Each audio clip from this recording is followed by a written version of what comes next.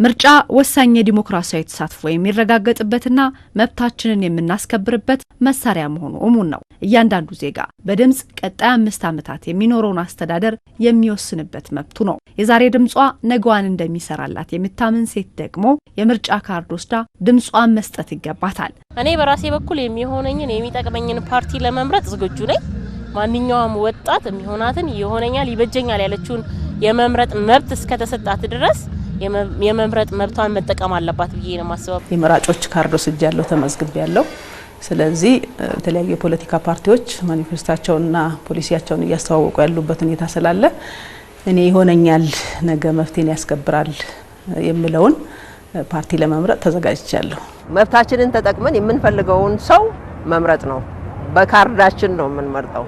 መብታችንንም የምናስጠብቀው በካርዳችን ነው። መምረጥ ፋይዳ አለው ብላ የተረዳች ሴት የቀረበላትን እድል መጠቀም ብልህነት መሆኑን በመረዳት የሷና የልጆቿን መጻኢ ዕጣ ፈንታ በካርዷ ተወስናለች። ምርጫ የቀጣይ መንግስትን የመመስረት ስለሆነ የቀጣይ ይመራኛል ብላ የምታምነውን ሰው በመረጠላት ሳይሆን ራሷ መርጣ፣ ምክንያቱም ነገ ለትውልድ የሚተርፍ አሻራ ማሳረፍም ጭምር ስለሆነ ነገ መብቴን ያስከብርልኛል፣ ፖሊሲ ያስፈጽማል የምትለውን ለመምረጥ ሁሉም የየራሱ አስተዋጽኦ ማበርከት እንዳለበት ተገንዝበዋል ብዬ አስባለሁ። ሴቶቹ በምርጫ ላይ ያላቸው እንቅስቃሴ አሁን የወጣቶችም ስትይ ወጣት ሴቶችም ጥሩ እንቅስቃሴ ላይ እንዳሉ ለመገንዘብ ችለናል። ሴቶች ወደፊት መምጣት ወይም ደግሞ በምርጫ ላይ መሳተፍ መጻኢ ዕድላቸውን የልጆቻቸውን ዕጣ ፈንታ የነገ መሪዎቻቸውን ሴት መሪዎችን የሚያወጡበት እንደዚሁም ደግሞ አገሪቱን ለሴቶች ምቹ ሁኔታ መፍጠር የሚችሉ የሴት ተወካዮችን ወደፊት የሚያመጡበት ትልቅ አጋጣሚ መሆኑን እንደው ከድሮ ይልቅ አሁን በሰባተኛው ላይ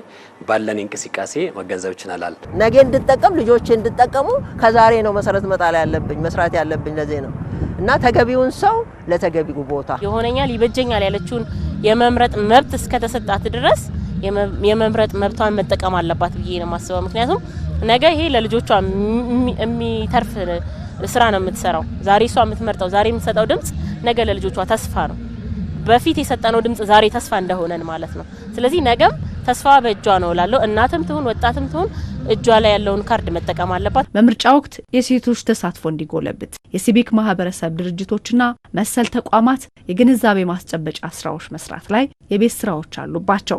እኛ እንደ ገለልተኛ አካል ወይም ደግሞ እንደ ሲቪል ማህበረሰብ ድርጅት በዋናነት በሴቶች ላይ እንሰራለን። በተለይ ከምርጫ ቦርድ የመራጮች ትምህርት አክሬዲቴሽን ወይም ደግሞ ፍቃድ ከወሰድን በኋላ ሴቶችን በየደረጃ ያሉ ሴቶች በየፈርጁ እንዲዘጋጁ በተለይ ለዚህኛው ለሰባተኛው ዙር ጠቅላላ ምርጫ ራሳቸውን እንዲያዘጋጁ ካርድ በጊዜ እንዲወስዱ የማንቃት እና የማብቃት ስራዎችን በተለያዩ መዋቅሮች እየሰራን እንገኛለን እስከ ቀበሌ ድረስ።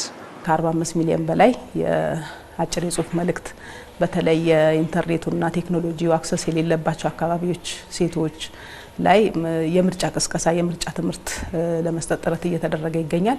ሌላው ደግሞ የጎዳና ላይ ቅስቀሳ ነው። የጎዳና ላይ ቅስቀሳም የተለያዩ ቦታዎች ላይ ባለፈው ማዕከላዊ ኢትዮጵያ ሆሳና ላይ ተጀምሯል። በርካታ ማህበረሰብ የሚገኙባቸው አካባቢዎች፣ ገበያ፣ የተለያዩ የትምህርት ተቋማት አካባቢዎች የቅስቀሳ ስራና የ5 ኪሎ ሜትር የሴቶች ሩጫ ነበርና ያም ብዙዎቹን ግንዛቤ ለመፍጠር ተሞክሯል።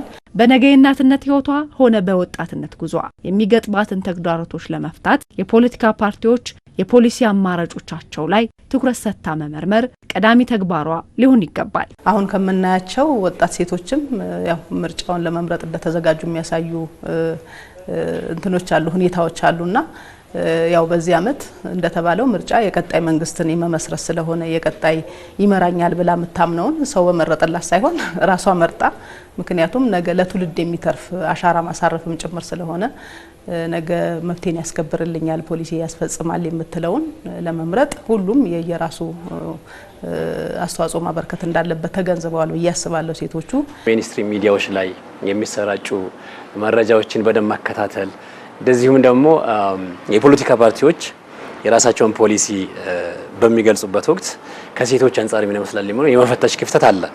ስለዚህ ሴቶች በዚህ ላይ ትኩረት በመስጠት ይህንን ክፍተት ቢሞሉ በተለይ ሴት ተኮር ሴት ማለት እንግዲህ ሀገር ማለት ነው።